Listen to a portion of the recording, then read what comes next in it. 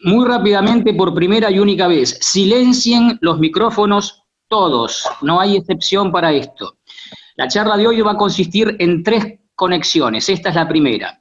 Saben ustedes, duran entre 35 y 40 minutos las conexiones, ahora voy a presentar a mi compañera que nos va a hacer el aguante y además es parte fundamental de esta charla del día de hoy porque la vamos a hacer en forma conjunta.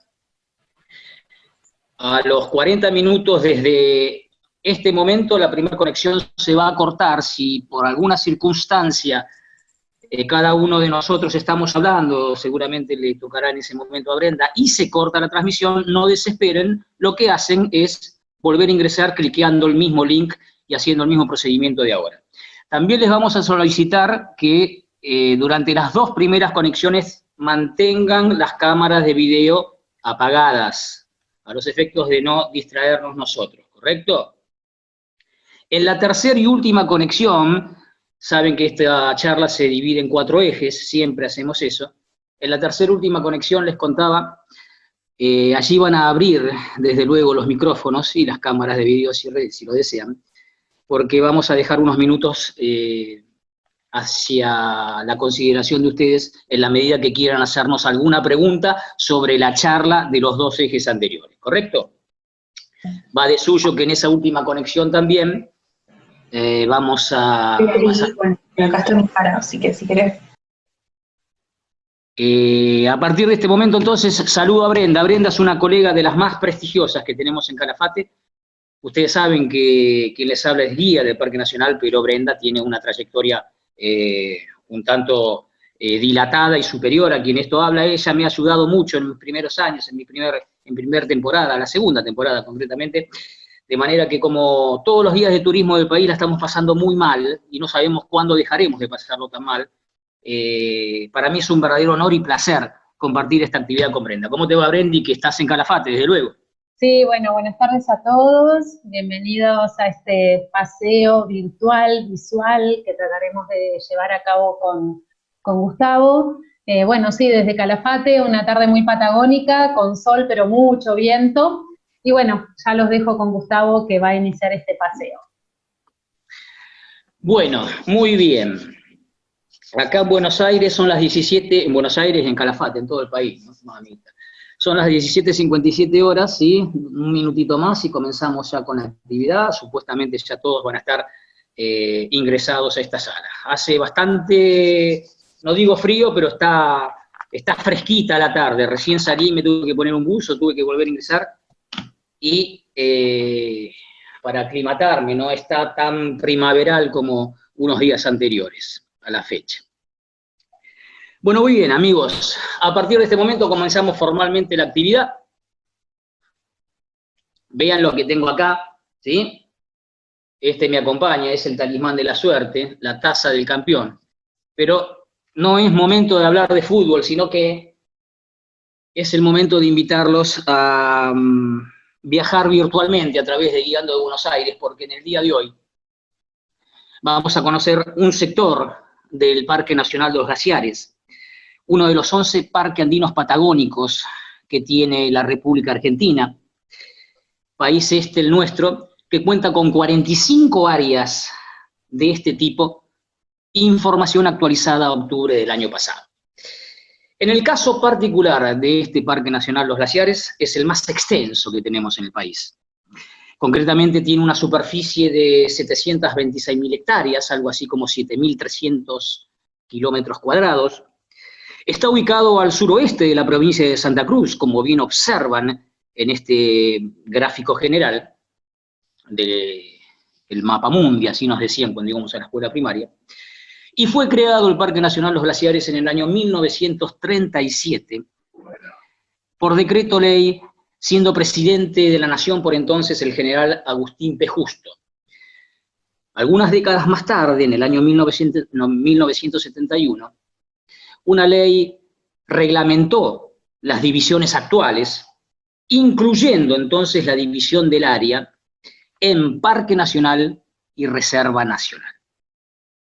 Ponemos la siguiente filmina para que ustedes se ubiquen esquemáticamente sobre las divisiones de este Parque Nacional Los Glaciares. Perfecto. Decíamos entonces que habíamos dividido el Parque Nacional Los Glaciares en dos áreas, Reserva Nacional y Parque Nacional. Y ese gráfico que están observando corresponde a este Parque Nacional, que es el más extenso del país. Habíamos dicho 726.000 hectáreas, algo así como 7.300 kilómetros cuadrados de superficie. Si se sigue escuchando bien, observen en esta gráfica que de arriba hacia abajo se notan dos líneas trazadas de manera vertical, desde luego, de diferentes colores. Una de color amarillo y otra de color gris. ¿La ven? Bueno, muy bien. Si la ven, sepan que desde la línea de color amarillo hacia la izquierda se extiende el Parque Nacional propiamente dicho hasta llegar al límite con Chile. De hecho, el límite con Chile está graficado en una línea de color negro gruesa. Dicho de otra manera, el Parque Nacional Los Glaciares se ubica en la porción más occidental de esta área protegida. Y de la línea de color amarillo hacia la derecha, hasta llegar a la línea de color gris, se desarrollan los territorios pertenecientes a la Reserva Nacional, que es otra categoría de protección de áreas protegidas. En este caso en particular, la Reserva Nacional, Los Glaciares, de norte a sur, se divide en tres zonas. Reserva Nacional Zona Viedma, allí está el cursor, Reserva Nacional Zona Centro, allí está el cursor nuevamente, y Reserva Nacional Zona Roca.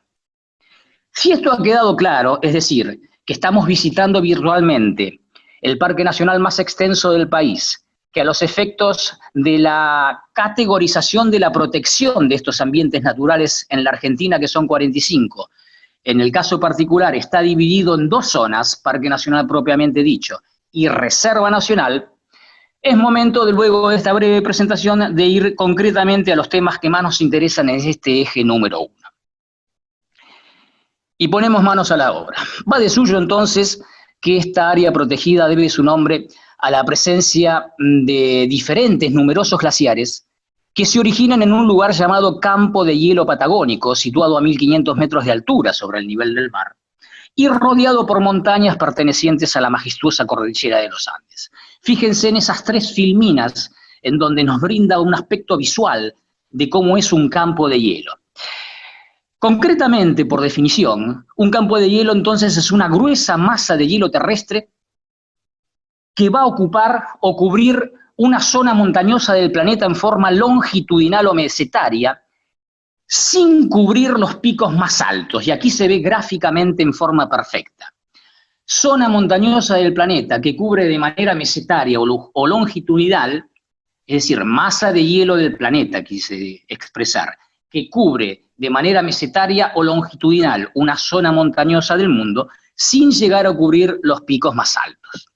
En este caso en particular, el campo de hielo al que nos estamos refiriendo es ni más ni menos que la tercera masa de hielo más extensa, más grande del planeta, luego de la Antártida y del casquete de Groenlandia. Seguramente Brenda nos va a colocar ahora muy bien una filmina que refiere al casquete de la Antártida, primer masa de hielo del mundo, y al casquete de Groenlandia, en este momento, segunda masa de hielo del planeta.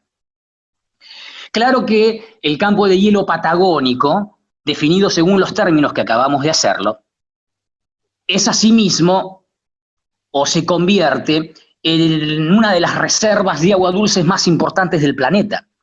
Si tenemos en cuenta que el 79% de las reservas de agua dulce en el mundo están en los hielos, el 20% en las aguas subterráneas y solo el 1% restante en las aguas superficiales de hielos, lagos y ríos del planeta Tierra. En el caso particular del campo de hielo que estamos refiriéndonos, la superficie total del mismo es de 17.000 kilómetros cuadrados, que no son otra cosa que una especie de relicto, remanente, saldo o pálido reflejo de la superficie ocupada por los hielos durante la primera gran glaciación acontecida sobre la corteza terrestre que dejó huellas en nuestra Patagonia austral.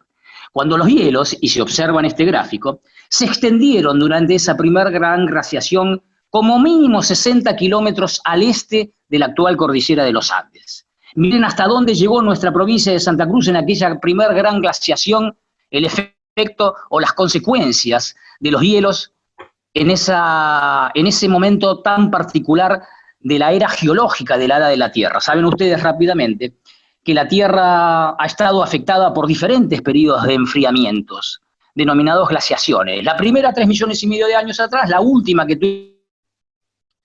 Estábamos refiriéndonos a la gráfica de colores del campo de hielo patagónico, la siguiente. Habíamos dicho entonces que el campo de hielo patagónico total con 17.000 kilómetros cuadrados, exactamente, estamos allí, nos detenemos allí, nos remitía a esta gráfica. En esta gráfica se ven dos manchas grandes de color verde en este gráfico de colores. La suma de ambas manchas corresponden desde luego a este campo de hielo patagónico nuestro, el que ya hemos definido como aquella gran masa de hielo de 17.000 kilómetros. Pero la mancha de color verde claro más grande hace referencia al campo de hielo patagónico sur, es decir, uno de los dos casquetes en que se divide en total el campo de hielo. De manera que esa mancha grande, casi dibujada sobre el límite fronterizo con Chile, no es otra cosa que esta extensa masa terrestre, esta extensa masa de hielo, quise decir, que Argentina comparte con Chile, y que ahora sí se ha convertido en la mayor masa englaciada del continente sudamericano después de la Antártida. Recuerden, la tercera en el mundo, si es que consideramos el casquete de Groenlandia. Muy bien.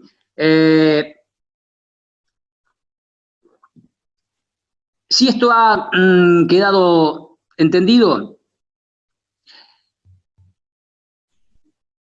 lo que tienen que tener muy presente, porque tiene que ver con la comprensión conceptual de la tarea de hoy, es que de este campo de hielo patagónico sur, esa mancha de verde claro grande, se van a desprender 48 glaciares, 35 chilenos y 13 argentinos, que tienen todos el mismo comportamiento. Los 48 se denominan glaciares de calving o desprendimiento, ya que desprendidos de esa mancha que es el campo de hielo patagónico sur, que es la que nos interesa a los efectos de la comprensión de lo que estamos viendo, van a avanzar por el valle de la montaña hasta que sus frentes llegarán a tomar contacto con agua, ya sea lacustre de este lado de la cordillera o marina del otro lado de la misma, momento en cual sus frentes desprenderán diferentes bloques de hielo de distinta textura, tamaño y color, los icebergs o témpanos que navegarán a la deriva, decíamos, por las aguas de que se trate, o del Océano Pacífico o de los lagos argentinos. De los 35 glaciares chilenos se van a encargar nuestros colegas del país hermano, así que nosotros concretamente vamos a referirnos a algunos de esos 13 glaciares argentinos, típicamente de calving. Calving es una palabra que en inglés significa algo así como parto o nacimiento. Sepamos que son glaciares de calving en nuestra provincia de Santa Cruz, el famoso Perito Moreno, el Uppsala, el Spegacini y el Viedma. Hay otros 9 más, porque habíamos contabilizado 13. Sucede que estos 4 son los más turísticos, porque son los más accesibles, porque son los más grandes en superficie y porque son los más bellos, aunque esta belleza, créanme, es compartida también con las lenguas glaciarias del lado chileno. Claro que no son los únicos tipos de glaciares que encontraremos en esta área protegida. El Parque Nacional Los Glaciares alberga casi 300 de estas masas de hielo, algunos de ellos, desde luego, ni siquiera inventariados. Además de los 13 de calving, que como dijimos se desprendían de la Marcha Verde Grande, es decir, del campo de hielo patagónico sur, los glaciares de tipo colgante, que son los que avanzan por la ladera de la montaña, es decir, penden de la misma, sin llegar a tomar contacto con agua. Brenda les va a mostrar algunos en el próximo eje, y los denominados glaciares de circo de montaña, originados en una superficie semicircular, formada por erosión de hielo, sobre el nivel de altura de las nieves permanentes o eternas, y que como tales, estos glaciares de circo de montaña no se descuelgan, no se desprenden de este campo de hielo patagónico sur, sino que van a desaguar directamente en las aguas del Océano Atlántico a través de los lagos Viedma y Argentino. El lago Argentino se los va a graficar y se los va a mostrar en el próximo eje nuestra compañera Brenda. Un segundo, por favor. Dicho esto, una vez explicada los 3 tipos de glaciares que encontramos en el Parque Nacional, recuerden los de Calvin o desprendimiento, que son los que hacen la atracción turística y los que todo el mundo que visita este lugar desea conocer. Los colgantes, que también se ven levantando de la vista cuando se navega el lago argentino, y los de circo de montaña, que están más complicados de ver porque se desarrollan sobre la altura de las nieves permanentes. Rápidamente ya tenemos las primeras 2 conclusiones. Primero, un glaciar no es agua congelada, sino nieve compactada. Y segundo, estos 2 gráficos que estamos mostrando en este momento nos van a remitir a la explicación de un fenómeno climático que es el que tenemos que tener en cuenta para responder la pregunta de cómo se forman este campo de hielo patagónico. O lo que es lo mismo, ¿por qué hay tanto hielo en la Patagonia Argentina? O, dicho de una tercera manera, ¿cuáles fueron las causas de la existencia de glaciares en nuestra Patagonia? Y la respuesta, dado que son 3 preguntas que reconocen el mismo concepto, también admiten la misma respuesta. La respuesta está en los vientos, mis amigos, como decía Bob Dylan. Saben ustedes que a la misma latitud de la provincia argentina de Santa Cruz, pero sobre el Océano Pacífico, existe un centro emisor de vientos que van a descargar toda su humedad en las altas montañas. Este centro emisor se llama anticiclónico del Pacífico, en forma de precipitaciones nieblas. ¿Cómo es el procedimiento? Sigan ambos gráficos. Los vientos emitidos por ese centro anticiclónico de vientos del Océano Pacífico se enfrían. Los vientos se enfrían en contacto con el agua, con el océano. Y en su ascenso por la vertiente occidental de la cordillera de los Andes, condensa toda su humedad en forma de nubes que van a precipitar en forma de copos de nieve en los ventisqueros de la zona. Los ventisqueros es un concepto antiguo, en las antiguas cartografías estaban mencionados. Ventisqueros, concretamente, es un lugar en donde se va a acumular, decíamos, gran cantidad de nieve. Una definición más simplista diría que ventisqueros son aquellas zonas altas de las montañas, expuestas a las ventiscas, es decir, a los vientos. De manera entonces que, ahora sí, tenemos las 2 grandes primeras conclusiones de este eje. Un glaciar es agua congelada, un glaciar es nieve compactada y no agua congelada. Y la segunda conclusión es que el patrón climático que grafica estos 2 dibujos es el que va a permitir la formación de este campo de hielo, tercera masa del planeta englaciada que les habíamos contado, de la cual se van a desprender estas 13 lenguas glaciarias argentinas.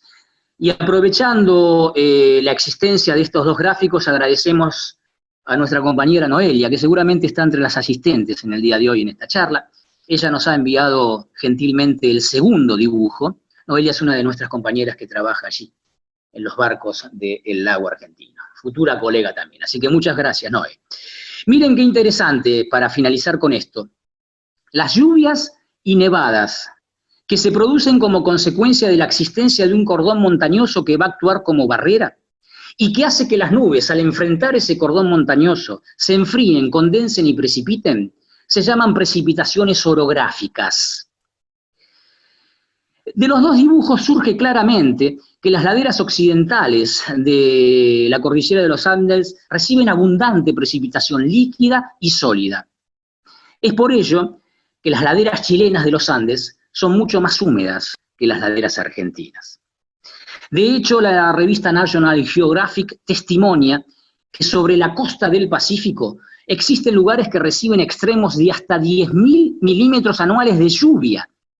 Nada más y nada menos, gradiente de precipitación que convierte a esa zona en una de las más húmedas del mundo.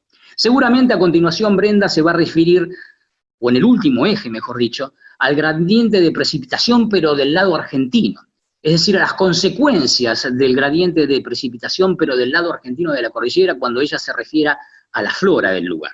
Por ahora, y para finalizar mi intervención en este primer eje, sepamos que agua y bosque del lado chileno, nieve y campo de nieve, decíamos, sobre la cordillera, y agua y bosque del lado argentino, son los resultados de la condensación de la humedad de aquellas nubes, son el resultado, decíamos, de la condensación de la humedad de aquellos vientos del Pacífico.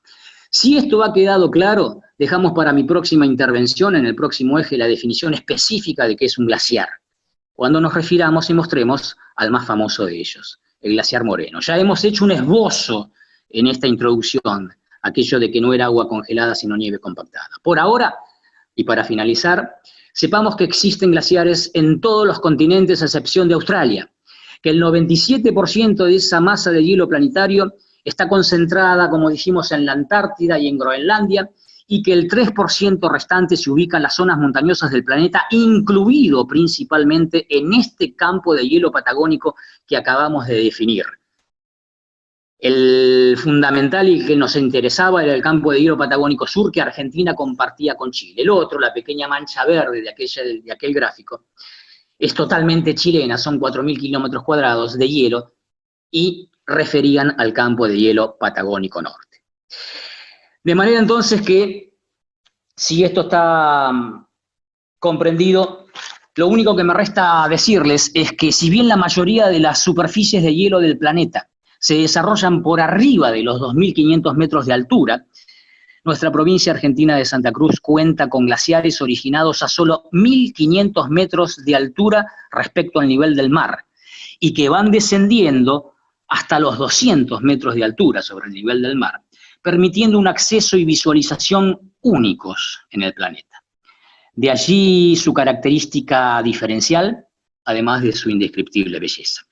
Muy bien, ahora sí, 22 minutos de transmisión, los dejo. Para mí es un placer, en contacto con nuestra colega Brenda, directamente desde el Calafate.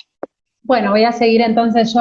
Ahora continuamos un poco hablando de lo que fueron las áreas glaciológicas que ya mencionó Gustavo anteriormente. Ustedes van a tener en pantalla a la izquierda una imagen del campo de hielo y cuando toda esta zona estaba cubierta por hielo, esto fue hace más de 20.000 años atrás, esos hielos erosionaron, escarbaron el terreno y cuando empiezan a retroceder hace 20.000 años, esas depresiones se van a ir llenando de agua, dando origen a diferentes lagos. En el campo de hielo nacen 3 lagos. Si ustedes miran a la izquierda en la foto, se ve en la parte de arriba el lago San Martín, en el centro el lago Viedma y en la parte de abajo el lago Argentino, que es al cual nos vamos a referir precisamente ahora. En la foto de la derecha vamos a tener una vista aérea o satelital de lo que es el lago Argentino y pueden observar su forma. Tiene una forma muy particular, parece como un calamar, fíjense que tiene un cuerpo principal y hacia la zona de cordilleras donde va a tener varios brazos o canales. Cada uno de esos brazos o canales, miles de años atrás, fueron glaciares. Y hoy, al final de cada canal, justamente hay un glaciar de los que vamos a estar hablando más adelante. Pero sepan que el lago Argentino es el lago más grande que hay en Argentina. Tiene 1.560 kilómetros cuadrados de superficie. Para que ustedes puedan dimensionar el tamaño, les vamos a contar que tiene 100 kilómetros de largo. Ya ahí puse una flecha de color blanco desde lo que es la cabecera del lago hasta uno de los glaciares que vamos a mencionar después. Glaciar Uppsala tiene 100 kilómetros de largo. Y el ancho mayor se da frente a la ciudad de El Calafate, donde el ancho es de casi 20 kilómetros. 1.560 kilómetros cuadrados de superficie, profundidad media unos 200 metros, aunque más adelante verán que hay zonas más profundas, y la temperatura del agua varía entre los 2 y 5 grados. Y como ya mencionó Gustavo, el lago está a 200 metros sobre el nivel del mar, así que es una característica de los glaciares que llegan aquí, que llegan prácticamente al nivel del mar, no están en altura, sino a solo 200 metros sobre el nivel del mar. Aquí tenemos una foto del lago y de la vista de la cordillera de los Andes, y yo les dije que era el más grande de Argentina, pero es el tercero en Sudamérica. El lago más grande en Sudamérica es el lago Titicaca, compartido por Bolivia y por Perú. Y el segundo es el lago Buenos Aires, que es un lago que está en Argentina, en la misma provincia de Santa Cruz, donde estamos ubicados ahora. En la foto inferior del centro van a ver la provincia de Santa Cruz, un cuadradito de color amarillo. Ahí es donde se encuentra el lago Buenos Aires, que continúa en Chile con el nombre General Carreras. Así que es el segundo en Sudamérica, pero íntegramente en Argentina el más grande es el lago Buenos Aires. Les recuerdo igualmente que al final de este eje tienen que volver a conectarse, se los digo por si se llega a cortar. Bueno, y aquí vamos a tener una vista del nacimiento del río Santa Cruz, porque el lago argentino da origen a un río, Río Santa Cruz, que recorre 300 kilómetros de oeste a este para desembocar en el Océano Atlántico. Ese río fue explorado por Francisco Moreno. Más adelante vamos a hablar de él, probablemente lo conozcan como el Perito Moreno, pero en realidad aquí estuvo cuando era explorador, antes de actuar como perito. Y él remonta al río Santa Cruz, lo sube, es una exploración que dura varios meses, hasta llegar al nacimiento del río, que era el lago, y es ahí cuando él lo ve, vemos la foto superior, la vista que él llega a tener del lago, y es ahí cuando lo bautiza con el nombre de Argentino, con las palabras que están escritas abajo, mar interno, porque es tan grande el lago que parece un mar, y le da el nombre de Argentino el 15 de febrero del año 1877. Él continúa recorriendo la margen sur del lago y llega hasta un extremo, que estoy marcando con una flecha azul ahora, que se llama Punta Bandera. ¿Por qué? Porque él ahí colocó una bandera argentina, en ese promontorio de roca, y hoy se conoce con el nombre de Punta Bandera. Fue el extremo hasta que él llegó en su expedición y no llegó a ver el glaciar que hoy tiene su nombre. Algunas curiosidades que tiene el lago: hablamos de la profundidad, pero frente al Calafate hay una bahía muy pequeña, se llama Bahía Redonda, y es donde hay menos profundidad, no más de 20 centímetros en invierno, que es cuando el lago está más bajo, en verano aumenta su nivel por el deshielo, y esa bahía se llega a congelar por completo en invierno. Muestro una foto a la derecha, es mi sombra, estoy yo parada en el centro de la bahía que está completamente congelada. El lago, como tiene mucha profundidad, no se congela en invierno. Hablamos que la temperatura es entre 2 y 5 grados. Pero este invierno hizo tanto frío que llegaron a congelarse las olas. Ahí estoy mostrando una foto justamente de las olas congeladas. Y otra característica es que donde empiezan estos brazos o canales que nos van a permitir llegar a los glaciares, hay un lugar que se llama Boca del Diablo, que es la parte más estrecha del lago. Tiene solo 500 metros de ancho y es una puerta natural. Por ahí pasan todas las embarcaciones para ir a conocer los glaciares. Los glaciares de los cuales voy a hablar yo ahora, la única manera de poder visitarlos es en barco. Se navegan varias horas para poder acceder. Desde la Punta Bandera, que es donde está el puerto, donde salen estos barcos, se navega hacia la zona norte del lago para poder llegar al glaciar Uppsala y al glaciar Spiegazzini, glaciares que ya los estoy invitando a ver. El primero que van a ver es el glaciar Uppsala. Tenemos desde aquí una hermosa vista panorámica de este glaciar. Es una vista panorámica porque al glaciar no nos podemos acercar, se ve de lejos, glaciar más grande del lago con 840 kilómetros cuadrados de superficie. Piensen en Buenos Aires tiene solo 200 kilómetros cuadrados, así que es casi 4 veces el tamaño de la ciudad de Buenos Aires este glaciar. Nace en el campo de hielo sur, ya se refirió Gustavo al campo de hielo, lo estoy marcando con la flecha azul, las montañas de color blanco es pleno campo de hielo, y desde ahí recorre 55 kilómetros de largo. Aunque no parezca, hay una pendiente y se desplaza por esa pendiente y tiene ese largo. Van a tener que imaginar el glaciar como si fuese una máquina topadora. Viene descendiendo entre montañas y erosiona, empuja el hielo y piedra y tierra que va a ir erosionando en su camino. El glaciar sobre el lago tiene un frente de 3 kilómetros de largo y además es un glaciar que está compuesto por otros glaciares más pequeños. En este caso les voy a decir que piensen en un río. Un río tiene un cauce y hay además arroyos más pequeños que le aportan agua. Aquí en un glaciar pasa más o menos lo mismo. Va a haber un glaciar principal y otros más pequeños que le van a aportar hielo. En el caso del Uppsala, vamos a ver ahora los tributarios, que son el glaciar Vertaki, el glaciar Cono, y hay otro tercer glaciar que se llama Murallón, que no lo estamos viendo en este momento. En el centro van a ver una línea negra, eso se llama morena y es justamente una cantidad de piedra y tierra que va arrastrando cada glaciar tributario y que luego se lo aporta al glaciar Uppsala. A la derecha arriba se ve una foto panorámica de estos, desde el aire, de estos glaciares tributarios. Vemos el Vertaki, y el frente del glaciar Uppsala, el glaciar Cono en el centro y el glaciar Murallón que nombramos anteriormente. Además hay otro frente del glaciar Uppsala que no se llega a ver desde el barco, la foto grande es la imagen desde el barco, pero hay un sector del glaciar que no se llega a ver, donde hay un pequeño lago que se llama Lago Guillermo, que estoy señalando con el cursor, espero que lo puedan ver. Lamentablemente, el glaciar Uppsala es un glaciar que se encuentra en retroceso.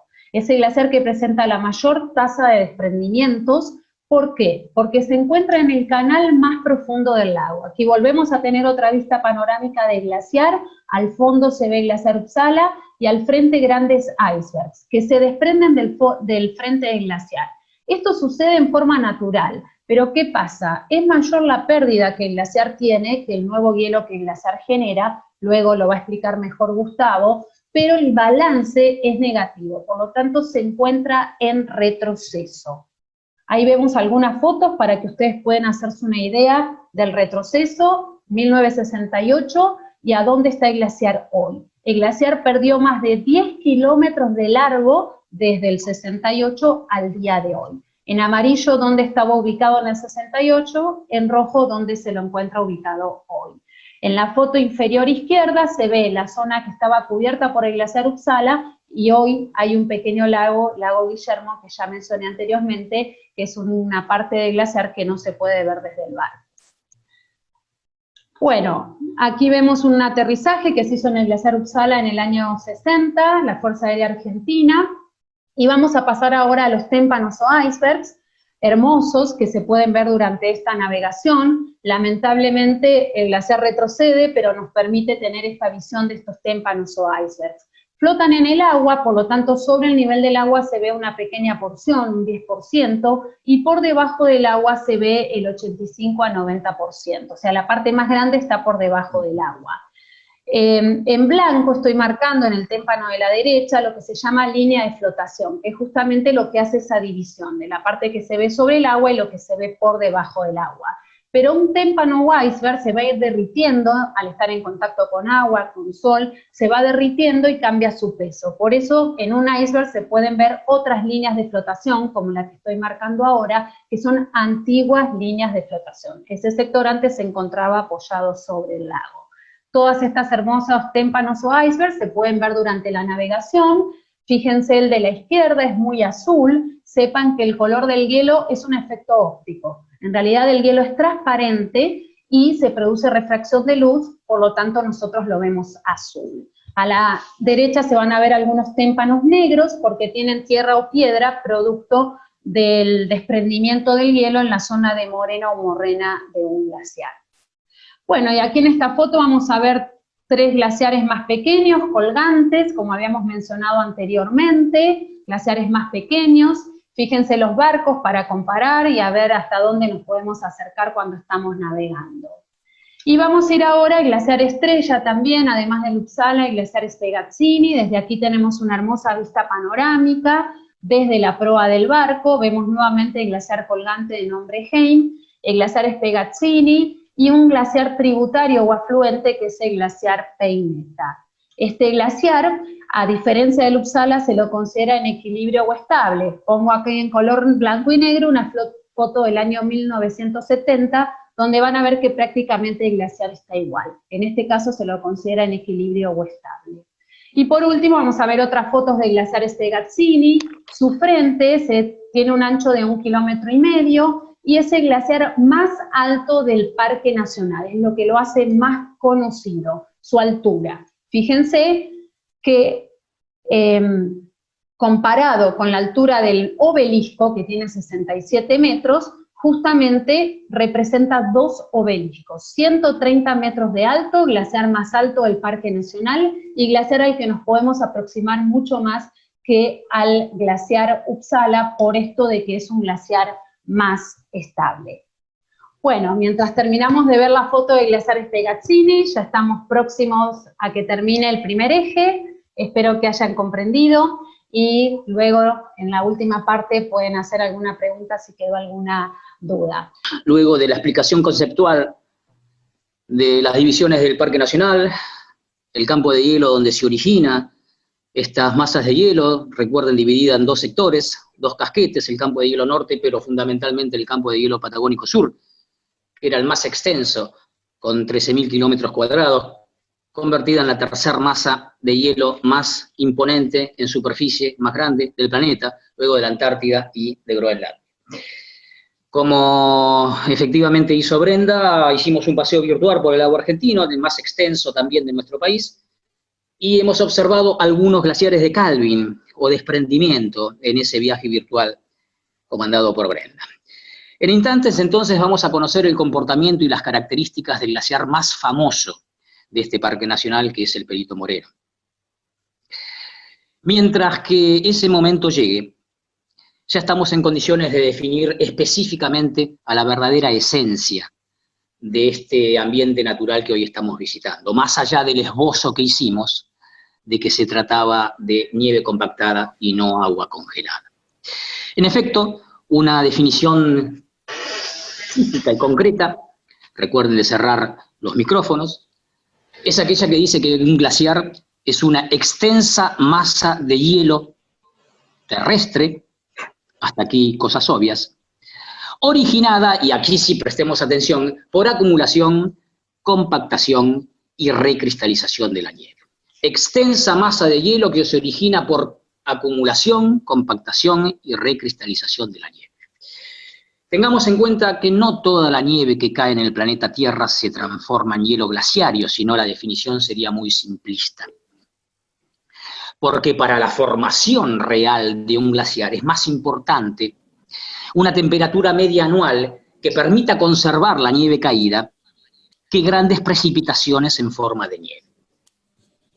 Dicho de otra forma, los glaciares se forman en áreas, se originan en áreas, en donde se acumula más nieve en los inviernos que la que se funde o derrite en los veranos. Así de concreto y así de simple. La principal característica de un glaciar, sigan observando esta doble filmina que nos va a acompañar durante buena parte de este eje, decíamos que la principal característica de un glaciar es que debe fluir. Dicho de otra manera, estar en movimiento, como les contó Brenda. O lo que es lo mismo, convertirse en un agente de erosión. Esa fluencia o movimiento puede ocurrir en la actualidad o pudo haber ocurrido en el pasado, pero debe ocurrir para que el hielo sea considerado hielo glaciario. Si no fluye, si no se mueve, seguirá siendo simplemente hielo. Si es que esto ha quedado claro, siempre que podemos los guías de turismo tratamos de explicar esta doble gráfica que continúan viendo. Un poco el concepto que hemos desgranado.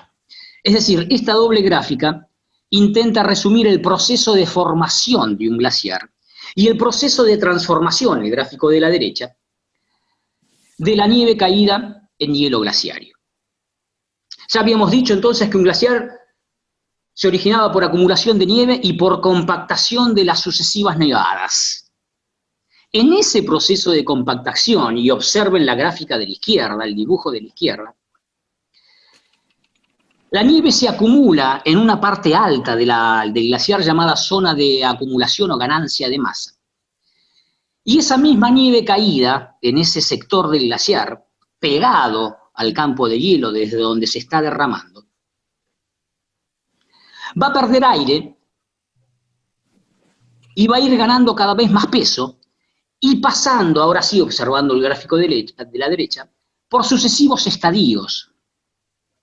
Desde el copo de nieve a la nieve granular, luego a la neviza, hasta formar lo que se conoce con el nombre de geloide, que es una suerte de materia prima que origina el cristal de hielo. Entonces, desde que el copo de nieve cae, el proceso de compactación y recristalización implica el paso por estos estadios que están viendo de ese copo de nieve hasta llegar al hielo glaciario.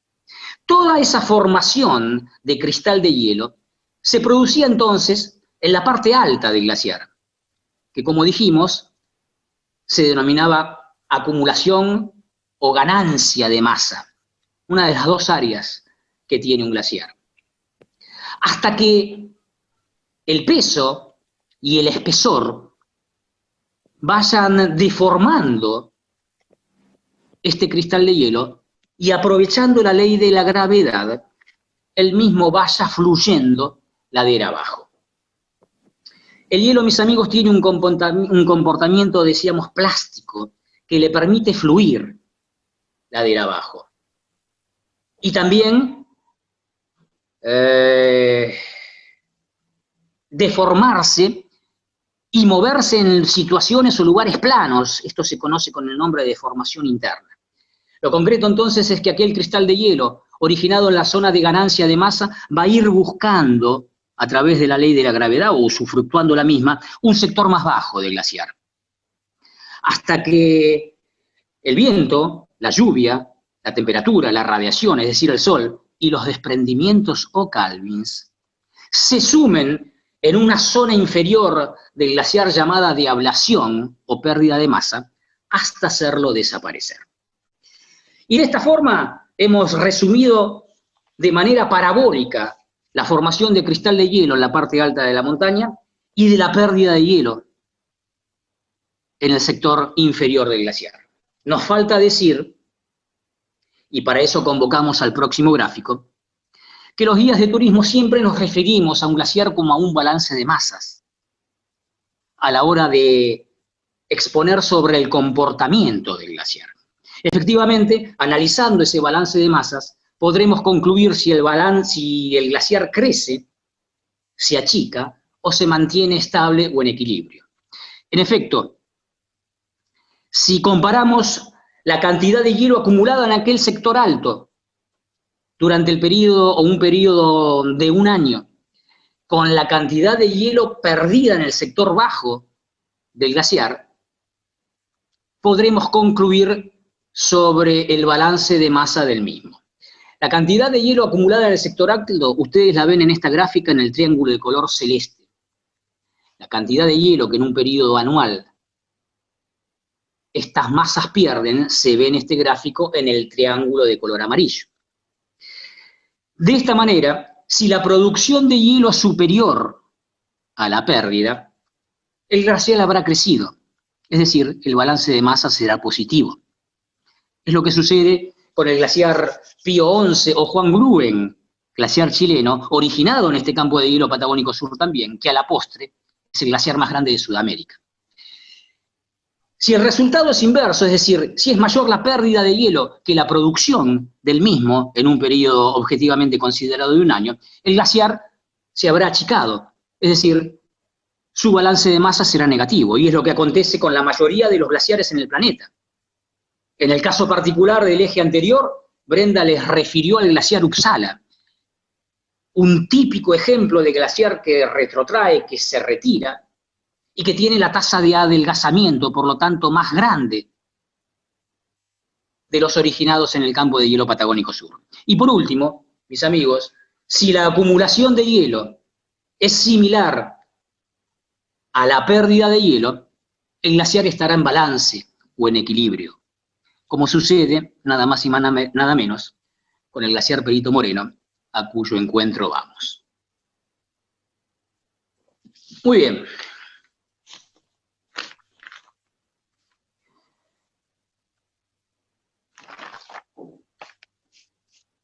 Mucho podríamos hablar y mostrarles acerca de este glaciar Perito Moreno, pero créannos que no nos alcanzaría el tiempo. Sepan que nada de lo que les mostremos o le comentemos en esta charla reemplaza la experiencia de sentirse vivo delante del glaciar. Reemplaza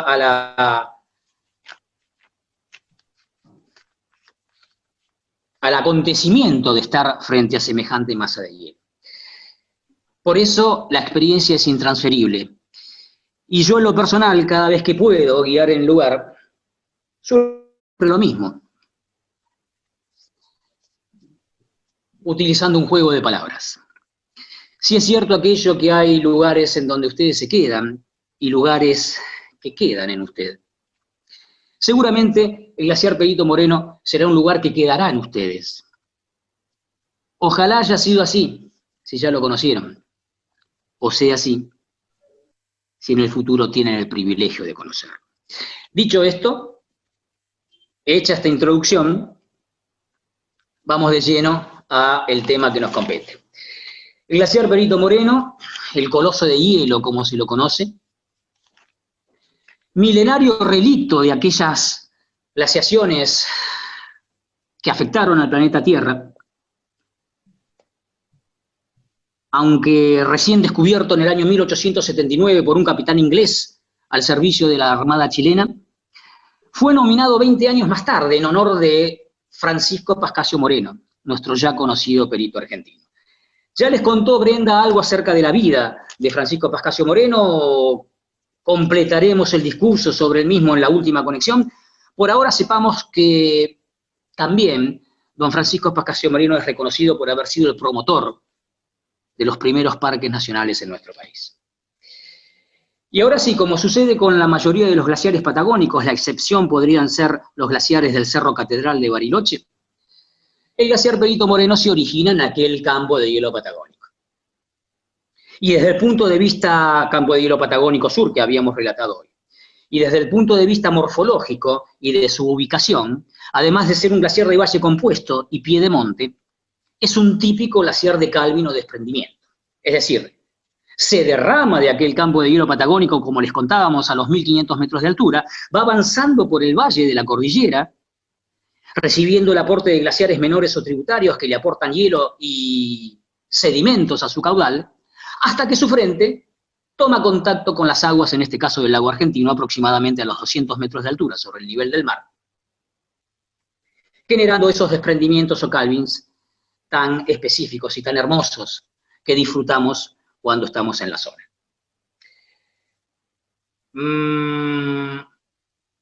Claro que el glaciar Perito Moreno es mundialmente reconocido por sus encendicamientos o cierres seguidos de espectaculares rupturas en el pasado.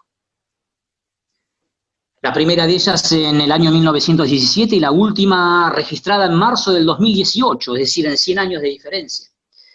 Habiéndose testimoniado, habiéndose apuntado, habiéndose registrado entonces 22 de esas rupturas entre el siglo XX y las acontecidas ahora en el siglo XXI.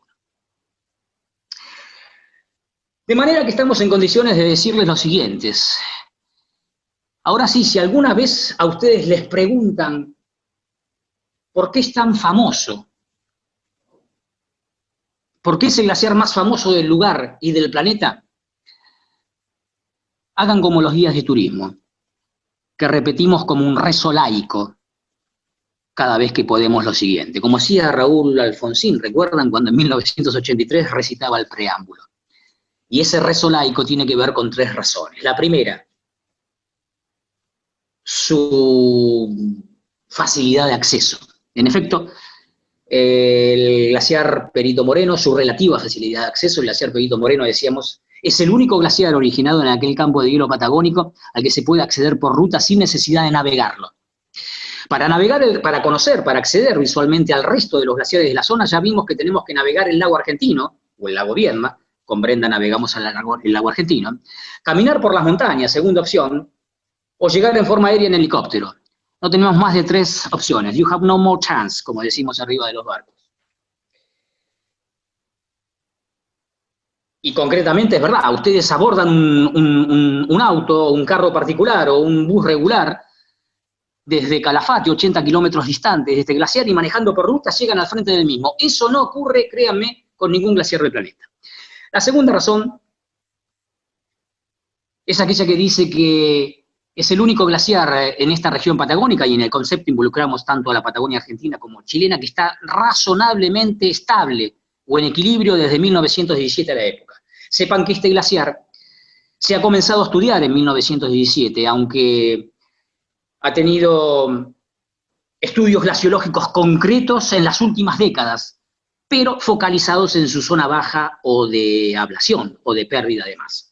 Pero desde 1917, en que se tiene registro del glaciar a la fecha, es el único de la zona que está en equilibrio.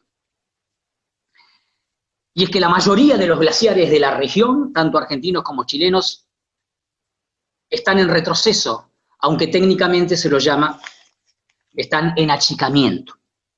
y en algunos casos en franco achicamiento, retroceso, como recién les contó Brenda al referirse al glaciar Uppsala, que tenía aquella tasa de achicamiento glaciario más importante del hemisferio sur. Y dije la mayoría está en retiro o achicamiento, porque existe una excepción a esta regla de derretimiento o retiro glaciario, y la constituye el glaciar chileno Pío XI, lo nombré hace un rato, también llamado Juan Bruggen, que no solamente no se achica, tampoco está en equilibrio, sino que crece. De manera, mis amigos, entonces, que el glaciar Pío XI chileno crece, el glaciar argentino Perito Moreno está estable, o en equilibrio, y el resto de los glaciares de la zona, argentinos o chilenos, se retiran. Muy bien. Ahora sí, llegamos a la tercera y última razón, por eso la dejamos para el final, porque es la principal, y es la que todos queremos conocer, cuál es su afamado proceso de ruptura. Para ello vamos a analizar este gráfico y una secuencia fotográfica que les sugiero seguir prestando atención. Proceso de ruptura que básicamente tratamos de explicar a partir de este momento. La ruptura del glaciar Perito Moreno acontece cuando el frente del mismo avanza y choca contra la costa, en este lugar llamada Península de Magallanes, generando o formando un dique natural de hielo que va a interrumpir en forma completa, durante días, meses o años, la comunicación del brazo rico del lado argentino, lo están viendo en el cursor blanco, ahí está el brazo rico del lago argentino, con el canal de los témpanos hacia la derecha, que es el otro sector que merodea en cuanto a aguas del lago argentino este glaciar. Y en el dibujo ven una flecha de color blanco que marca el deslizamiento de este glaciar hacia la costa. En el dibujo está graficada con color marrón. Dicho esto, pasamos a la secuencia fotográfica y nos quedamos con esa secuencia fotográfica. Vamos exactamente a esta postal. A la izquierda ya ven, la primera hacia la izquierda ya ven el dique ya formado, que chocó contra la costa. Lo concreto que hay que saber es que las aguas del lago argentino continúan fluyendo naturalmente hacia el océano Atlántico, como les contó Brenda, a través del río Santa Cruz. Mientras que el brazo rico, siempre hacia la izquierda de estas fotografías, al quedar aislado del lago y continuar recibiendo agua por lluvias diarias, por fusión de nieve y hielo de la cara sur del glaciar Perito Moreno, y por el aporte a su caudal de un río menor o tributario llamado río Mitre, comenzará a subir de nivel el brazo rico. Y estemos atentos porque los acontecimientos se van a ir precipitando en cadena. El brazo rico no tiene otra forma de desagüe o de comunicación con el lago argentino que pasar frente al glaciar. Pero ocurre que si el glaciar está indicado, como ven en las primeras dos fotos, ese pasadizo está obstruido. Consecuentemente, y ahora sí, presten atención, las aguas embalsadas del brazo rico comenzarán a fluir y a horadar la base de ese dique de hielo por su sector más débil poco a poco. El sector más débil es el contacto del dique con la tierra hasta vencerlo. Es decir, concretamente, el glaciar avanza, indica, cierra, y en ese momento comienza la lucha del agua contra el hielo, que invariablemente, créanme, va a ganar el agua. Producida entonces, y a partir de la tercera foto vamos observando en cadena lo que estoy diciendo, producida entonces el primer resquicio o grieta, las aguas embalsadas de ese brazo rico van a acelerar la fusión del dique o barrera de hielo, formando en él un túnel que se irá agrandando, decíamos, cada vez más, tal cual observan en la gráfica, hasta que el techo del túnel se desmorone o colapse por su propio peso ante la falta de soporte en su base. Tengamos en cuenta que el momento de la ruptura del glaciar se cuenta desde la primera filtración y no antes, como recién les conté. Es decir, el glaciar avanza, indica, cierra y comienza la puja por la filtración que puede durar meses. ¿Cuántos? 5, 6, 7, ¿quién lo sabe? Es un proceso natural, no reconoce la misma receta. No es la receta de un médico. Lo cierto es que ahora sí, verificada esa primer filtración en la base del dique, él mismo tendrá las horas contadas, mis amigos. Transcurrirán no más de 3 días o 72 horas en promedio para vivenciar el fascinante espectáculo de la ruptura que van a observar ahora sí de lleno en la próxima fotografía.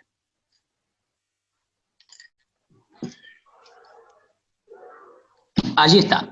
Producida la ruptura entonces y restablecido el paso del frente del glaciar y la costa o península de Magallanes, que normalmente es de 300 a 500 metros, hacia la comunicación del brazo rico, aquel de la izquierda, el glaciar avance otra vez. Cuando choque contra la costa y en dique, comenzará el siguiente proceso de ruptura que, mis amigos, nunca sabemos cuándo volverá a ocurrir. Muy bien, alguna cosita más antes de volver a pasarle la transmisión a Brenda, y deseo, imploro que haya quedado claro este proceso de ruptura. Si no lo quedó, tenemos la tercera conexión para las preguntas, además de una conclusión final nuestra y una serie de videos y fotografías. Sucede a veces, y créanme que ha acontecido en varias ocasiones, que el glaciar toca la costa, pero no interrumpe totalmente el paso de las aguas del brazo rico por un tiempo prolongado. De hecho, ha sucedido en los inviernos, entre 1988 y 2003, sucedió en el 2013, y sucedió también en diciembre del año pasado. ¿Te acordás, Brendi, que estábamos en los barcos y veíamos ese supuesto dique natural formado por el glaciar Perito Moreno? Pero no. En esas ocasiones, el glaciar avanza, cierra pero no indica. ¿Por qué? Porque el hielo del glaciar en su frente no es lo suficientemente consistente o fuerte para formar el dique, de manera que el brazo rico continúa comunicándose con el canal de los témpanos. A esa situación se lo conoce con el nombre de semirrupturas, es decir, se registran rupturas que no son normales. Y en esa situación se concluye en que el brazo rico no se ha embalsado lo suficiente, es decir, no ha subido de nivel en la desmesura necesaria para formar un verdadero dique natural que precederá a una ruptura normal. Dicho esto, 22 minutos de esta segunda conexión, vuelvo a tener el gusto de pasarle la transmisión a mi compañera Brenda.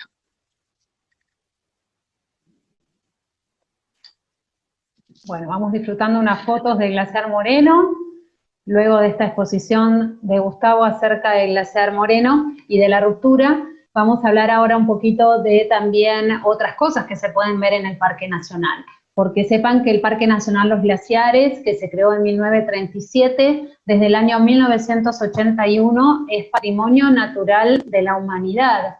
Y se debe no solo a que protege los glaciares, que ya como estuvimos viendo representan una gran reserva de agua a nivel mundial, sino también por la vegetación, de la cual vamos a hacer referencia ahora, y de la fauna que habita también en el parque. Para hablar un poquito de la vegetación, tenemos a la izquierda un mapa de Argentina con las distintas ecorregiones. Me voy a centrar obviamente en la Patagonia y más específicamente en la provincia de Santa Cruz.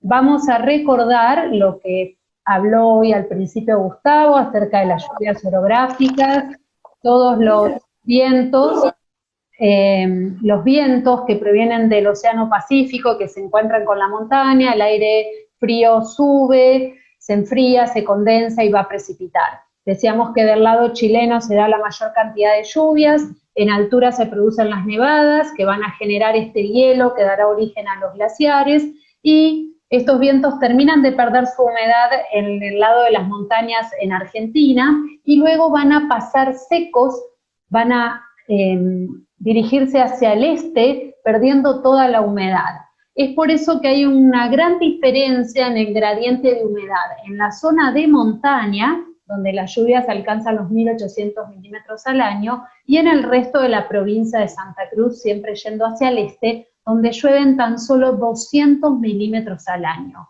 Y es ahí donde nos encontramos con lo que se denomina estepa patagónica.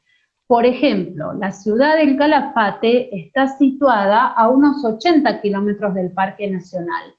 El Calafate está en plena estepa patagónica. Cuando uno va hacia el parque, va a notar este gran cambio en la vegetación. Tenemos dos fotos del lado derecho, en la parte de arriba el bosque, que en este caso no se ve muy verde, se ve con una tonalidad rojiza, ahora nos vamos a explayar al respecto, pero el bosque andino patagónico tiene esta particularidad que cambia de color en otoño, y lo vemos con esta coloración. Esta foto justamente es de otoño. Y abajo vemos una foto de la estepa patagónica. Poca lluvia, mucho viento, así que allí no vemos árboles. Hay solamente pastos muy bajos de color amarillo, la mayoría son coirones, y además hay varios arbustos, mata negra, paramela, pero no vamos a ver árboles. Si ustedes en la estepa se encuentran con un árbol, seguramente indica presencia humana porque ha sido plantado por el hombre. Y refiriéndonos ahora en particular al bosque andino patagónico, hay 3 especies principales de árboles en este bosque andino patagónico. Sepan que el bosque andino se da en toda la región patagónica, desde la zona de Bariloche hasta... Más imperecederas que tenemos en el ámbito turístico en nuestro país. Cuando en nuestro país hablamos de turismo, no sé, hablamos de cataratas, hablamos de glaciares, hablamos del obelisco, hablamos del Cerro Fitzroy, en el Chaltén. Así que ya está, Zulema, perfecto, sí, muy bien. Ya. Vamos a los videos. A partir de este momento hacemos videos, ponemos, cuando lo dispongas, Brendy, cuando puedas manejarlo tecnológicamente, unos breves videos para regocijo de todos. Bueno, bárbaro. Ahí se ve. Perfecto, bueno. Se ve perfecto, sí. Se ve muy bien. Lo vamos a pasar un par de veces. Este video corresponde a marzo del 2018, momento de la última ruptura del glaciar. Ahí ven concretamente hacia la izquierda el túnel que fue formado por la presión del agua del Brazo Rico, y concretamente esto está tomado en el segundo día de aquellas 72 horas que les conté. Esto lo tomé yo, creo, este video. Me acuerdo haber asistido esos 3 días, esas 72 horas, esperando ver el momento en que el techo de este túnel colapsaba, pero colapsó de noche, fuera del horario de admisibilidad en el Parque Nacional, cerca de las 12 de la noche.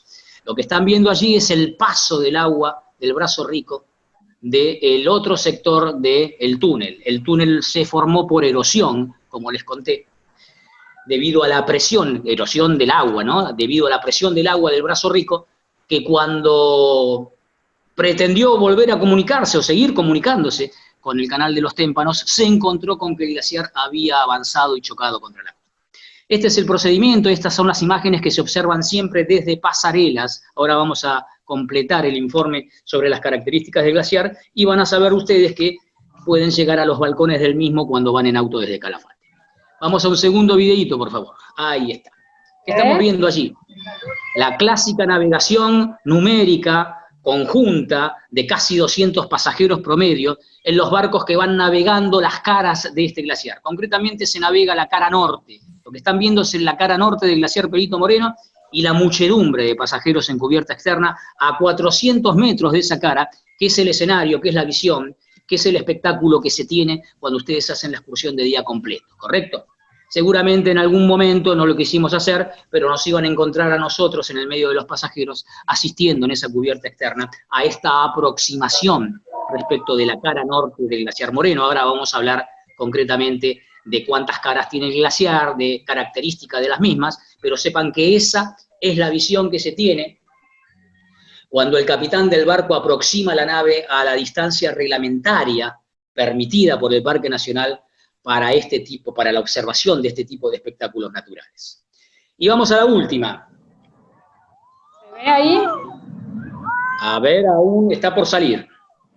Allí está. Bueno, glaciar Spegazzini. Se lo mostró en la navegación por el lago argentino Brenda. El glaciar más alto de estos glaciares de Calvin. No es el más grande, pero yo diría que es casi tan o más bello que el glaciar Perito Moreno. Yo lo defino como un glaciar con belleza concentrada. Igual al Moreno, pero más pequeño, es decir, su belleza concentrada. Lo que se está viendo es un desprendimiento descomunal que hubo en diciembre de este año.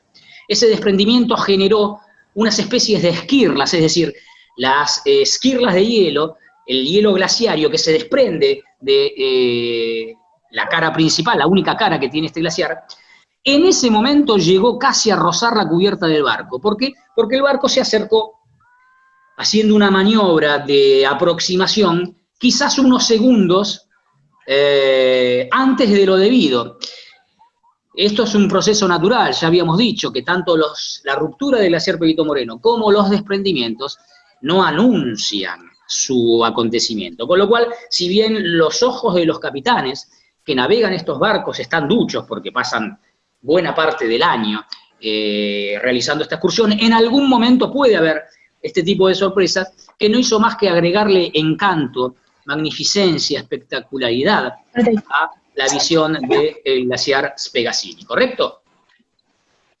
Bueno, muy bien. Es el momento en que me toca, en esta última conexión, ya van 5 minutos, vamos a tener 35 minutos más, me toca completar las características del glaciar Perito Moreno, hacer una conclusión, en este caso personal, referida al calentamiento global que afecta a estas masas de hielo, y también hará unas palabras finales o una conclusión final de su participación en esta charla convocada por Guiando Buenos Aires en el día de hoy, Brenda. Están observando una foto aérea del glaciar Perito Moreno. Recuerden que si tomaban un auto o un micro, un rodado desde la ciudad de Calafate, concretamente vamos a sumar a la causa un bus de las agencias que hacen la excursión regular, después de 80 kilómetros llegan a estos balcones, las famosas pasarelas. Y dijimos que este parque nacional, esta área protegida, tenía casi 300 glaciares, algunos de ellos ni siquiera inventariados. Y de esos 300 glaciares, el tercero en tamaño es este, el glaciar Perito Moreno, que a su vez es el cuarto glaciar más grande de Sudamérica. Dentro del Parque Nacional es el tercero en tamaño. Recuerden que el primero en superficie era el glaciar Viedma, ¿sí? Casi 900 kilómetros cuadrados. El segundo en superficie de este glaciar, de este Parque Nacional, era el glaciar Uppsala, que como les mostró Brenda, era el más grande que llegaba al lago argentino. Pero en el ranking de tamaño de superficie, marcha detrás del glaciar Viedma. De manera que, si el primer glaciar más grande de Sudamérica es chileno, como hoy les conté, el Bruggen-Opie-11, el segundo glaciar más grande en Sudamérica es argentino, que es el Viedma. El tercer glaciar más grande en Sudamérica es argentino, que es el Uppsala. Este, el Perito Moreno, se convierte en el cuarto más grande en extensión del hemisferio sur. Y respecto al Parque Nacional, el tercero en tamaño. ¿Qué tenemos que saber de este glaciar? Bueno, que viene descendiendo desde aquel campo de hielo patagónico a 1500 metros de altura, como les contábamos, sobre el nivel del mar, y que su avance por el valle va a generar una velocidad de deslizamiento. Esa velocidad de deslizamiento es muy fuerte, es óptima, es extrema en su zona central. Dicho en otras palabras, a medida que avanza por el valle, en su zona central, en su zona media, este glaciar se desliza a una velocidad de 2 metros y algunos centímetros en promedio por día, más en verano que en invierno, obviamente. Es muchísima velocidad. Claro que esto no quiere decir que el glaciar todos los días gane 2 metros y avance, o se adelante 2 metros, porque si no llegaría a Calafate y así seguiría siendo burdos en la comparación hasta el Océano Atlántico. Lo que acontece es que esos 2 metros y milímetros que va avanzando por día los pierde casi todos en el comportamiento regular habitual de estos glaciares, que son los desprendimientos. Porque se llamaban glaciares de desprendimiento, ¿recuerdan? Glaciares de calving o desprendimiento. Calving era la palabra que en inglés significaba nacimiento o parto. ¿Cuál es filosóficamente el parto? Bueno, esos bloques de hielo que se desprenden de sus zonas centrales. Quiere decir que este glaciar avanza 2,5 metros por día, pero lo que avanza es el neto. La mayoría de esos 2 metros y pico los va perdiendo con los desprendimientos diarios. No pierde todos, siempre le queda unos milímetros. Milímetros tras milímetros. en días, meses o años, cubre la distancia que habíamos mencionado de 400 o 500 metros entre el frente y la costa, generando aquel dique de hielo que iba a preceder a las rupturas normales. Es decir, que la foto habitual del glaciar Perito Moreno es la que están viendo. La foto extraordinaria es el glaciar Perito Moreno contra la costa, endicado. Sepan que esos endicamientos se han dado en 22 oportunidades en 120 años, de 1917, un poquito menos a la fecha. En el siglo XXI, vamos a realizar la estadística de los realmente acontecidos en el siglo XXI, esos endicamientos y rupturas se han producido en el año 2004, 2006, 2008, es decir, cada 2 años, 2012, cada 4, 2016, cada 4 otra vez, y el último endicamiento con ruptura normal en marzo del 2018, otra vez cada 2.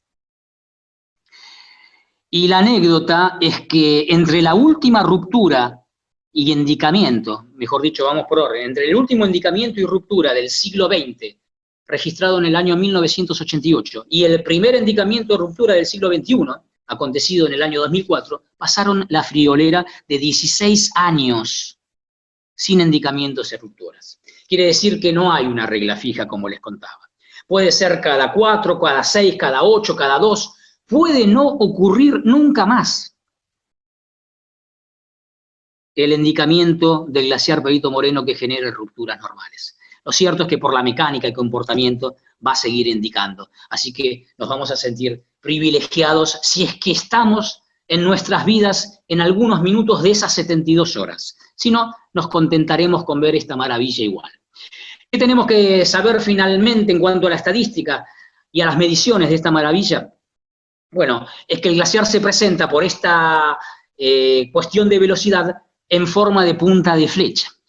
Y claro, en su zona media tiene una velocidad de 2 metros y en los costados, es decir, en las laderas del glaciar, que frotan sobre el sustrato rocoso, la velocidad es más pequeña, es de 20 centímetros por día. De manera que 2 metros de velocidad en su zona media, 20 centímetros de velocidad en sus zonas de costado al frotar sobre el sustrato rocoso, genera esta situación o visión, que seguramente Brenda nos colabora con la gráfica, de notarlo como que tiene punta de flecha. Y la foto aérea favorece a esa visión. Decíamos que se nos presentaba en forma de un frente único. Cuando Brenda les contó el glaciar Uppsala, si estuvieron atentos, les dijo que ese glaciar tenía 2 frentes. El que se ve desde la navegación y otro que desde los barcos no se ve, que llega a un lago pequeño, menor, lago Guillermo. Bueno, el glaciar, mis amigos, Perito Moreno tiene un solo frente. Se nos presenta en forma de un frente único con, eso sí, 2 caras o vistas. La cara sur, a la izquierda de la foto, que tiene un ancho de casi 2 kilómetros, y la cara norte, a la derecha de la foto, que tiene un ancho de 3 kilómetros. Es decir, que el ancho total del frente del glaciar Perito Moreno llega a los 5 kilómetros. Aunque en el valle, es decir, en la distancia entre montaña y montaña que están viendo en esta gráfica, ese ancho se reduce, es de 4 kilómetros. Por lo demás, hay que saber que la longitud máxima, en promedio de este glaciar, es de 30 kilómetros. Desde el frente hacia el horizonte, hacia atrás, ¿sí? Hacia donde nace, hacia el campo de hielo, donde está titilando en estos momentos el cursor blanco. Recuerden que viene y desciende del campo de hielo el glaciar. Y en días de visibilidad buena, en días soleados, la visibilidad alcanza 14 kilómetros, siempre desde el frente hacia el campo de hielo. Quiere decir que un día con sol, de esos maravillosos que seguramente les habrá tocado o les tocará cuando nos visiten y visiten el lugar, van a observar o visualizar hasta 14 kilómetros de hielo, desde las pasarelas hacia la naciente del glaciar, que es el campo de hielo patagónico sur. Creo que hemos dicho todo en cuanto a medidas, no me ha quedado nada. Bueno, sí, desde luego que este tipo de glaciares, estos glaciares de Calvin, continúan bajo el nivel del agua hasta apoyar en el fondo del lago, es decir, hasta apoyar en el sustrato rocoso del lago. La excepción, como bien les dijo Brenda, es el glaciar Uppsala. Recuerden que el frente del Uppsala estaba flotando en suspensión, precisamente porque llegaba a un sector del lago argentino que era el más profundo, 700 metros de profundidad. El glaciar Uppsala arribaba a ese sector del lago con 700 metros de profundidad. Lógicamente, el glaciar Perito Moreno arriba a un sector del lago argentino con menor profundidad. Consecuentemente, ambas caras de este glaciar tienen la misma profundidad del lago en ese sector. Y de hecho, la cara norte, sobre la derecha, se hunde 160 metros aproximadamente hasta apoyar en el fondo del lago, que concretamente es la profundidad del canal de los Témpanos, este sector del lago argentino que estamos viendo, y la otra cara, la cara sur, la de la izquierda, se hunde en el lago aproximadamente 120 metros, dado que el Brazo Rico es menos profundo que el canal de los Témpanos. Si esto está entendido, mis amigos, llegó el momento de la conclusión que a mí me compete. En unos minutos, seguramente Brenda hará la suya. Un tema candente, les decía, en cuanto a la conclusión de quien esto habla, tiene que ver con el calentamiento global. Decíamos que tiene que... pero antes de la conclusión, bien, me muestra... Vamos a las dos... Exacto.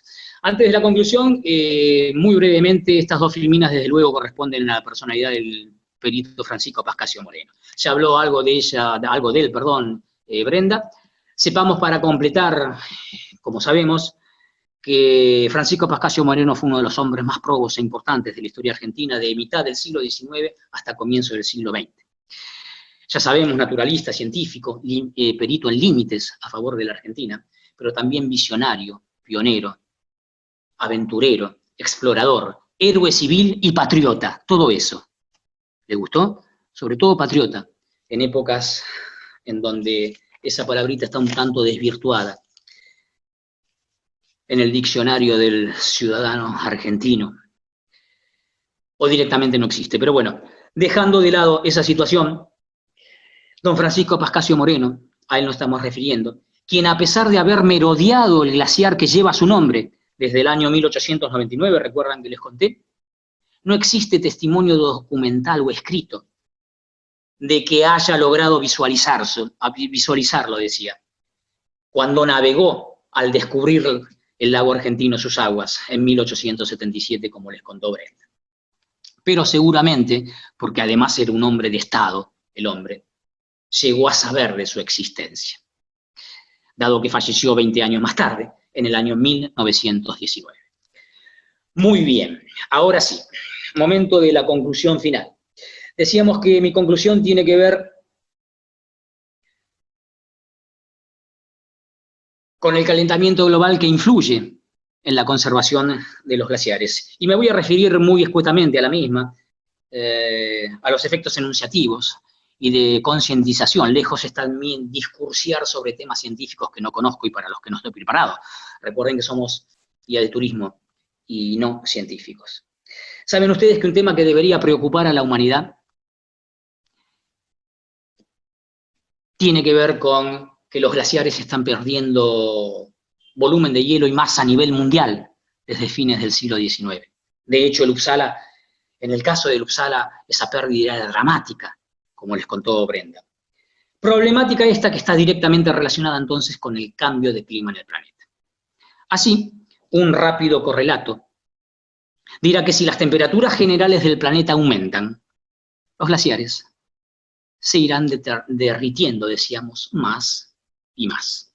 Y en este contexto adquiere fundamental importancia el calentamiento global, este fenómeno meteorológico del siglo XX, directo responsable de la retracción de los glaciares, y ya que estamos, de la desertificación de la estepa patagónica. Calentamiento global que, como saben, está directamente relacionado con la expansión industrial de las economías de los países desarrollados. De hecho, en la actualidad, este calentamiento global es el responsable de que la temperatura media anual del planeta haya ascendido medio grado centígrado si la comparamos con la temperatura de comienzo del siglo XX, 120 años atrás. Situación, decíamos esta, que a rasgos generales le causa un serio compromiso al desarrollo de los hielos a nivel global. Saben ustedes, mis amigos, transcurridos 19 minutos en nuestro cronómetro de este último eje temático, que a esta altura de la tarde ya conocemos que los glaciares representan la primer fuente de abastecimiento de agua dulce del planeta, tan necesaria para la vida del mismo. De manera que si los glaciares están o estuvieran amenazados, las consecuencias serían devastadoras para el género humano. Y es que a medida que continúen aumentando las temperaturas del planeta, iremos perdiendo progresivamente estas fuentes majestuosas y milenarias, estos majestuosos y milenarios reservorios de agua dulce del planeta. Y lo cierto es que el planeta las está perdiendo. Lenta, pero inexorablemente. Para que tengan una idea, ahora que ya los conocemos, aquel campo de hielo patagónico sur, ¿recuerdan? Donde se desprendían estas maravillas. Ha perdido en los últimos 70 años la sumatoria equivalente a las actuales superficies del glaciar Uppsala y del glaciar Perito Moreno. 700 y pico de kilómetros cuadrados de hielo, la actual superficie del Uppsala, 254, les dije, el glaciar Perito Moreno, equivalente a la ciudad de Buenos Aires. Bueno, sumamos ambas superficies y nos da la friolera de 1000 kilómetros cuadrados de hielo perdidos de aquel campo de hielo patagónico sur, tercera masa de hielo del planeta, en los últimos 70 años. Y en esta situación, desde luego que mucho tienen que ver los comportamientos antrópicos, es decir, los generados por el hombre. De manera entonces que en este progresivo retroceso y retiro de los glaciares a nivel global, desde luego tiene mucho que ver el popularmente conocido con el nombre de efecto invernadero, pero en ese retroceso, se ha visto agudizado, sin ninguna duda, por el irresponsable comportamiento del ser humano en su relación con el medio ambiente, cuando desde sus chimeneas industriales expulsa o lanza al espacio sus gases tóxicos. Quizá, mis amigos,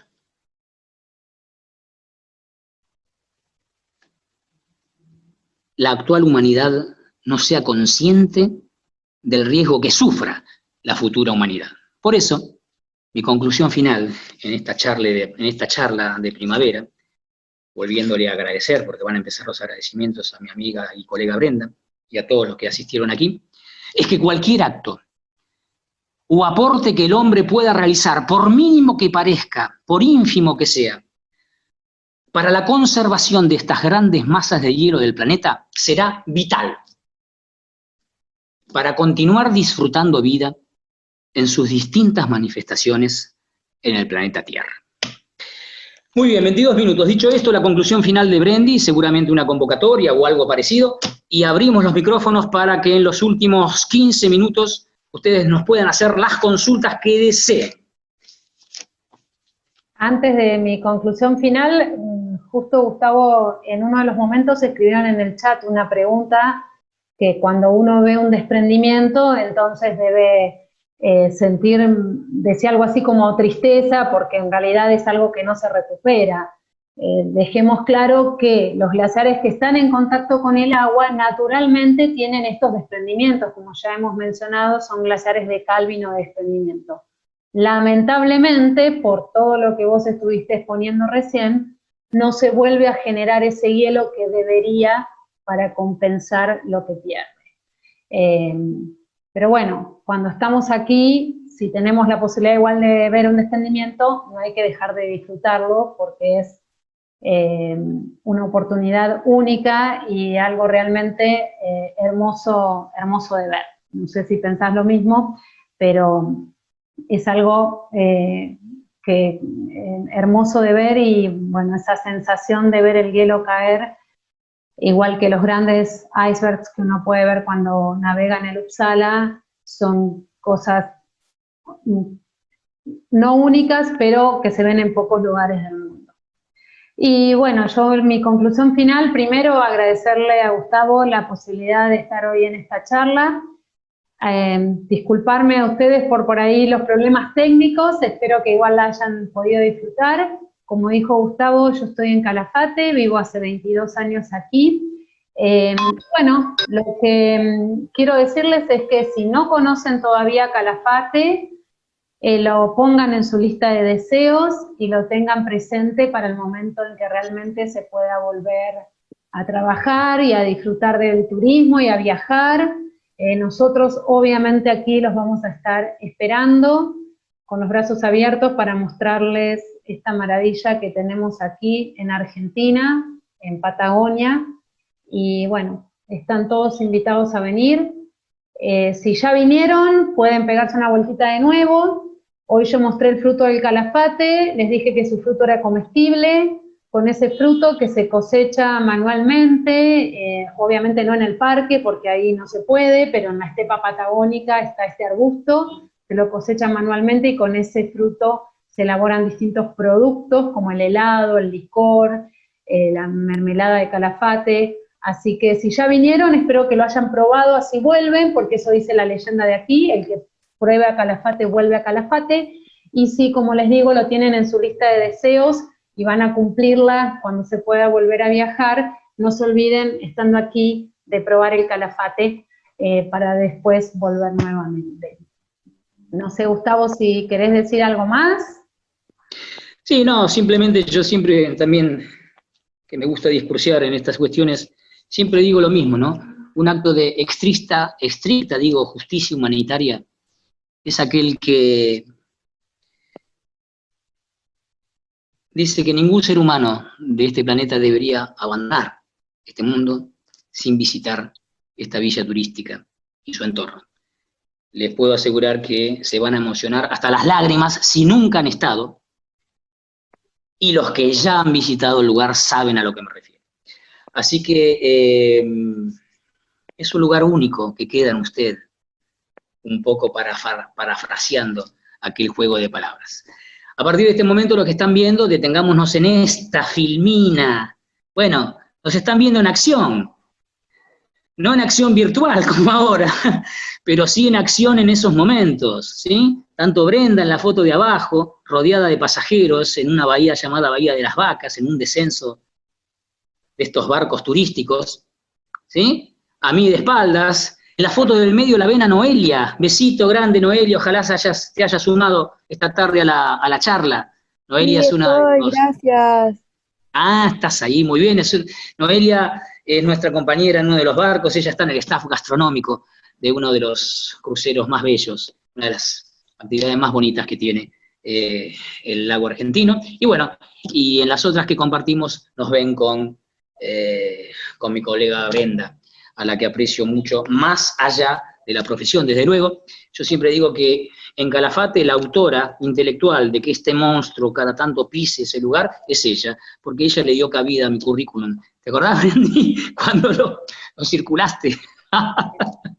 Así que bueno, siempre está en mi memoria, en mis recuerdos. Ella, en nombre de ella, todos mis colegas de Calafate, a que los recuerdo día a día y los llevo siempre presente en mi corazón. Un abrazo grande también a mi amigo Roberto, que en general suele hacer este tipo de diagramaciones para los PowerPoint. De hecho, va a colaborar el sábado que viene en la que tenemos programada aquí en Buenos Aires sobre la Plaza Lavalle. Así que, bueno, desde el punto de vista formal, los agradecimientos los vamos a